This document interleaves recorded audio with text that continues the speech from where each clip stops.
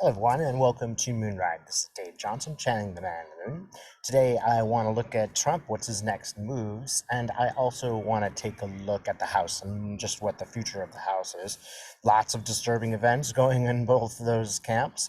One thing I would like to recommend to everybody, I will try to put a link up, and the link is going to be about the V group. On the V group, I'm working with a bunch of brilliant people who are doing some really lovely channeling. Again, I'll put the link here. Take a look. Channeling almost just anything that you could think of. ETs, spiritual figures from the past. It's really, really lovely work. Check it out. Let's take a look at Donald. Or the Yeti, as certain people like to call that creature.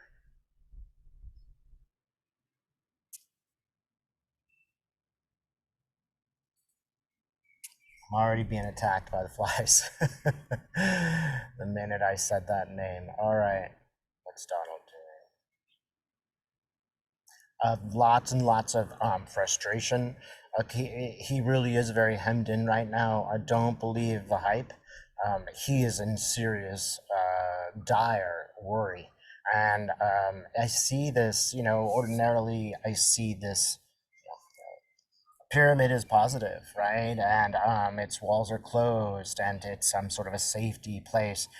His space is like a bunch of lines and they kind of move into him, crush, crush, crush, crush, crush, crush from all directions. It's quite a heavy scene. And he's just feeling it. It's just like he's like, you know, getting more and more defensive. And I think each of those lines are different cases, different problems. But there's also problems internally, like there's problems with Melania, who's also, reasonably worried that, she'll be out on the street. But it's more like, what have I put up with for all this time? Why have I put up with this guy? He's such a creep, and now I'm not gonna, now I'm not gonna have the security I wanted. But she just doesn't like him anymore. She can't talk herself into it anymore.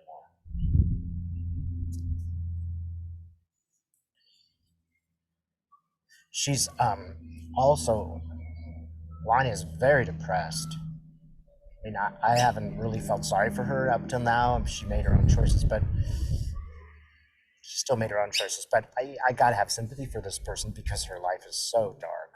She did make the wrong decisions, and she's really paying a high price. So, just objectively speaking, she is very, very depressed, very anxious, thinking of going home. I mean, that's how extraordinary her situation is. She's kind of making plans. Like, yeah, what do I sell? How do I get this stuff out of here and away from the courts? Trump is furious at his kids because they're so bad at this job. They're really, really, really lame. They get on TV drunk and say stupid stuff. And Donald will always project. So whatever he's doing wrong, he'll always say, "Oh, they're doing wrong." It's incredible that a parent would treat his children in this way. And he's totally happy to sacrifice them, except Ivanka. So back to Trump. He's just slashing at anything. And he really doesn't know what to do. He knows that his lawyers are not competent. Come on, flies, go away.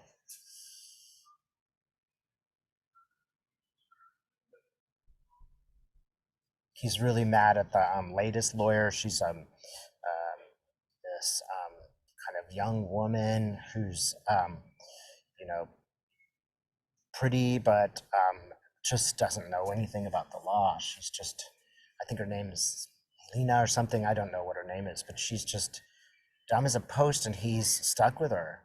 He's like, I can't do any better. And there's just too many lawyers suing him already and going to jail. The lawyers are all very worried. Look what happened to Michael Cohen. Wondering what they're going to get out of it. And I think this is the whole far right wing. they're starting to wonder what they're going to get out of this, and they can feel the kind of universe turning on them, and I should say the world turning on them. They no longer have the same powers, and they will go after each other. This is what we're seeing in the house. Is there anything more on Donald? Oh, this is a great image, and this kind of sums it up. He's got a bottle of champagne. He's going to entertain everybody. He goes to open the champagne bottle, and poof, it's totally flat. And everybody's sitting around smiling and pretending that they're not drinking flat champagne, and they're pretending, they just keep smiling even though it's gross. And that is all of his supporters right now. And by that I mean the political operatives, not the average person, perhaps. So let's take a look then at the house.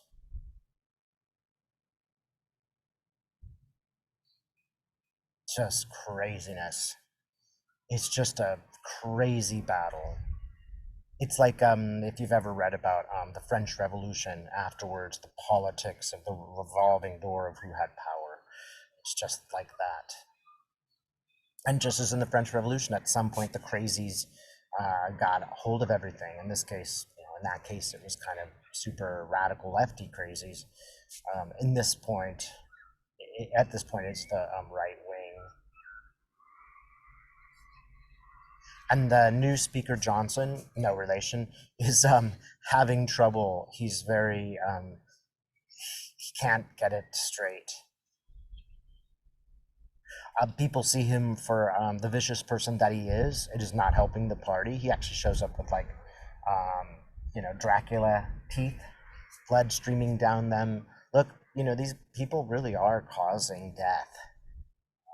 Everywhere you look, they're causing death.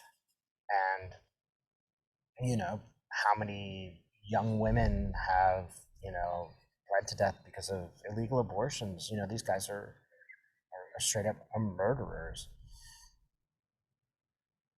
And it's also about power, right? The power over others. American people see this for what it is, for the most part. 60% of them see it for what it is. It won't do well. They won't do well in the polls. It's just getting worse and worse and worse, uglier, and then they're fighting each other, and then their, extreme right wing does something crazy, it embarrasses everybody, and then one of the right wingers comes up and says, "Oh, you're bad. No, you're bad. No, you're bad." It's like a MTG and Bobert arguing on the floor. One great thing about this is that these crazy people they're so deluded, they're so self-involved, that they will not be able to form a coalition. And as their power slips away, they become more and more desperate, more and more worried. I mean, is Bobert going to get a job somewhere else now? Not really. These people are desperate to hang on to this power situation, this job. It's just that. There's going to be a bloodbath in the Republican Party. It's just going to be a disaster for the next election. And I'm seeing some of the worst actors facing their consequences. And specifically, the woman who just told the reporter to shut up when they asked them about their seditious behavior. She just becomes kind of this crazy, crazy, screaming person that you see, at the grocery on YouTube. Is there anything else we can know about the house? Look, order will be restored. We will go back to a time of more civility and rationality. It won't be perfect. It might just be this much better in the next election. The craziness will go on because they'll keep obstructing.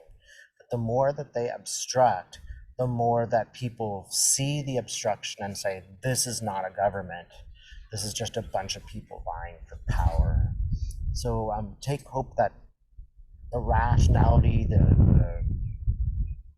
kindness, to some degree, the civility will return to some degree in the next election. The conservatives, the right wings, they're showing their true colors when they go to Beetlejuice and start, behaving totally inappropriately and smoking in the theater. This is going to come back to haunt them. The right wing is driving us all crazy, but at the same time, it's almost like, hey, here it is. Do you really want these people in charge? And take hope, it will work out. This is part of a plan. There will be much better times ahead, although there is still a lot of work to do.